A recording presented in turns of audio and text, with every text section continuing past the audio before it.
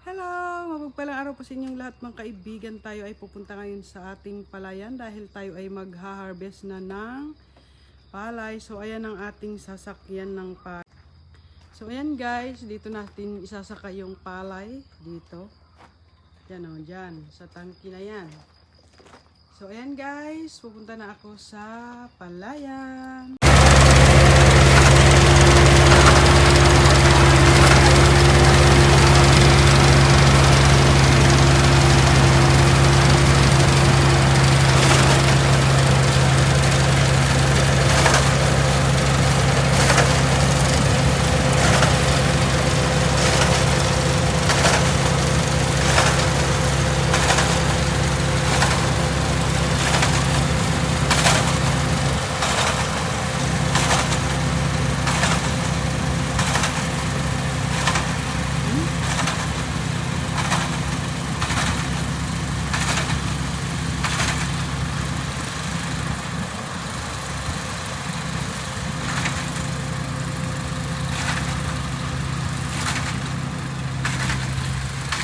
Guys, harvest na kami ng palay. Yan, yung iba doon sa taas.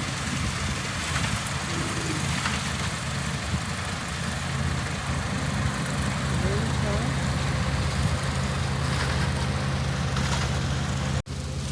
Ayan guys, dito tayo sa palayan. Ito yung ating palay. Ayan, harvest time na tayo ngayon. Ayan siya oh. Ayan ang palay. Ayan siya. Diba? Napakainit ngayong araw. So ayan siya. Doon na yung machine. Ayan siya oh. Ayan, nandito sa gitna ng palayan. Ayan siya. Diba? Ayan oh. Ayan, shout out sa inyong lahat. At si Inday nandito na naman sa palay. Palayan, ayan o, ayan ang mga palay natin ngayon, napaka dami ng bunga niya. Thank you Lord sa blessing. Ayan siya guys. Ayan siya. Tayo ay nagbibisita. Ayan.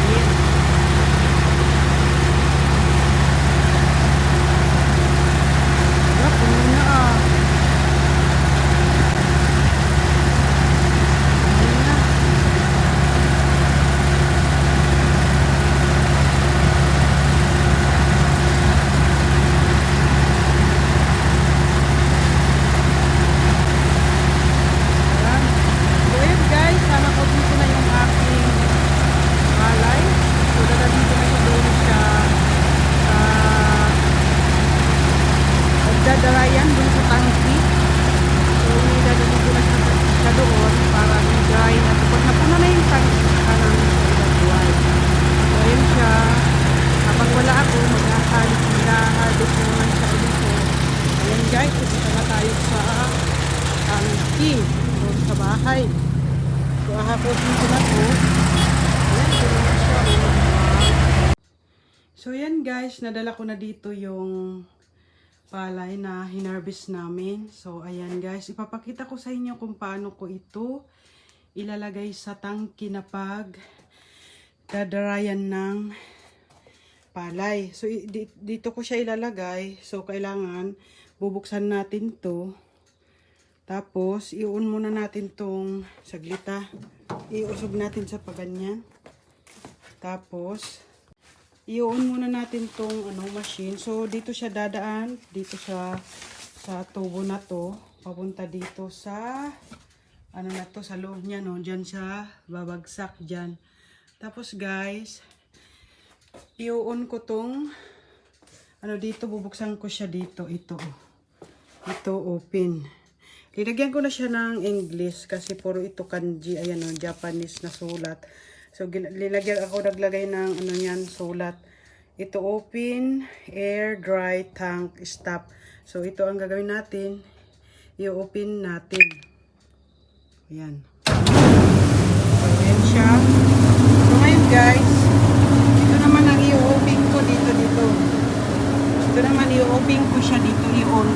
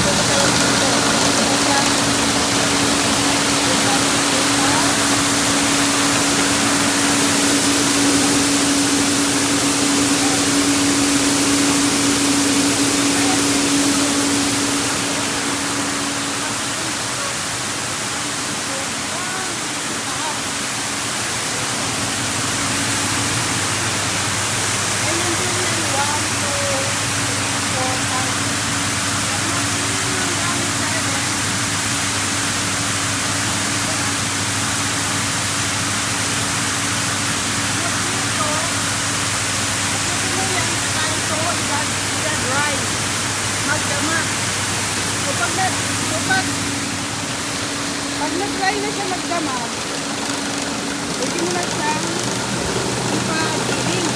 Yan. Napagiling mo na siya para so, ayun sa guys. Natapos yung dito sa kabila. Sa kabila naman ang ating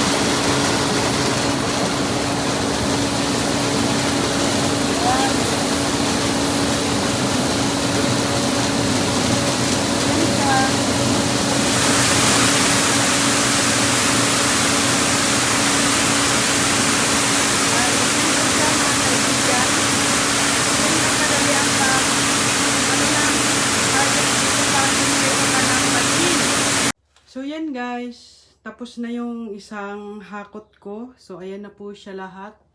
Na ilagay ko na sa tangke. Ayan, papunta doon, papunta doon. Yung tangke na yan, pag napuno po yan hanggang 7.